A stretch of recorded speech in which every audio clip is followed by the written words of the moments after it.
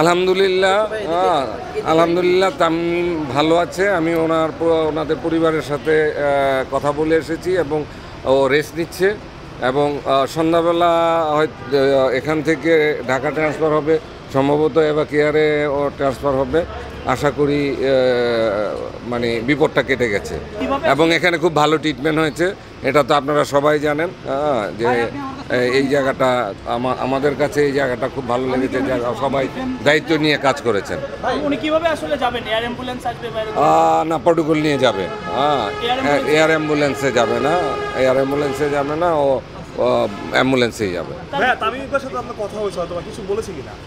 না না না, আমার সাথে তামিমের কথা হয়নি। ও রেস্ট নিচ্ছে একেবারেই, মানে মানে ওর ওয়াইফ ছাড়া আর একজন অ্যাটেন্ডেন্ট ছাড়া কারোর সাথে ওর স্বাস্থ্যগত কারণেই কারোর সাথে দেখা করা অনুমতি নেই। জি জি জি, নিশ্চিত, ইনশাল্লাহ নিশ্চিত। আমরা একটু লেট আসছে, প্লিজ আরেকবার যদি বলতেন তামিম ভাই কি ভালো আছে। তামিম ভালো আছে। আজকে সন্ধ্যায় ঢাকায় নেওয়া হবে? হ্যাঁ, তামিম আজকে সন্ধ্যায় ঢাকা যাবে। ওই প্রোগ্রামই তার পরিবার নিয়েছে। সম্ভবত এবার কেয়ারে যাবে ইফতারির পর। জি, ইনশাল্লাহ। Thank you everyone, thank you very much. দর্শক, যেমনটা আসলে দেখছিলেন, উনি জানিয়েছিলেন আসলে তামিম আজকে সন্ধ্যার পর কিন্তু আসলে ঢাকার উদ্দেশ্যে রওনা দিতে পারে।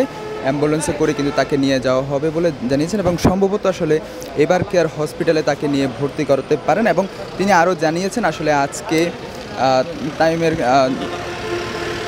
চিকিৎসকরা আসলে জানিয়েছেন তামিম বেশ সুস্থ রয়েছেন এবং সেটি কিন্তু আসলে স্বস্তির একটি বিষয়। এবং আপনারা জানেন যে গত কালকে থেকে আসলে যেই পরিস্থিতি, সে পরিস্থিতি থেকে এখন কিছুটা আসলে তিনি ভালো আছেন এবং সুস্থ থাকার কারণে কিন্তু আজকে সন্ধ্যার পর কিন্তু তাকে এই হসপিটাল থেকে আসলে ঢাকার উদ্দেশ্যে নিয়ে যাওয়া হবে এবং তাকে কিন্তু আসলে সন্ধ্যার পর ইফতারের পর নাগাদ কিন্তু আসলে এই হসপিটাল থেকে ঢাকায় এবার কেয়ার হসপিটালে নিয়ে যাওয়ার সম্ভাবনা আছে বলে জানিয়েছেন। এই মুহূর্তে আমরা দেখানোর চেষ্টা করছিলাম আসলে তামিমকে যেই হসপিটালে ভর্তি করানো হয়েছিল সেই হসপিটালে কিন্তু আসলে দেখানোর চেষ্টা করছিলাম। আজকে সকাল নাগাদ কিন্তু আসলে সাকিবের বাবা মা এসেছিলেন তামিমের সাথে, তামিমের যেই সাথে দেখা করতে আসলে তার কেমন পরিস্থিতি সেটি কিন্তু আসলে দেখতে এই হসপিটালে সাকিব আল হাসানের যে বাবা মা তারা কিন্তু ছুটে এসেছিলেন এবং সর্বশেষ আপডেট আপনাদের জানানোর চেষ্টা করছিলাম। সাভার যে হসপিটাল রয়েছে সেই হসপিটালদের সামনে থেকে আমরা আপনাদের দেখানোর চেষ্টা করছিলাম। সর্বশেষ আপডেট নিয়ে আমরা আপনাদের সাথে আবারও সংযুক্ত হব। ততক্ষণ আপনারা আমাদের সাথেই থাকুন। দর্শক, এই ছিল সর্বশেষ পরিস্থিতি তামিম ইকবালের।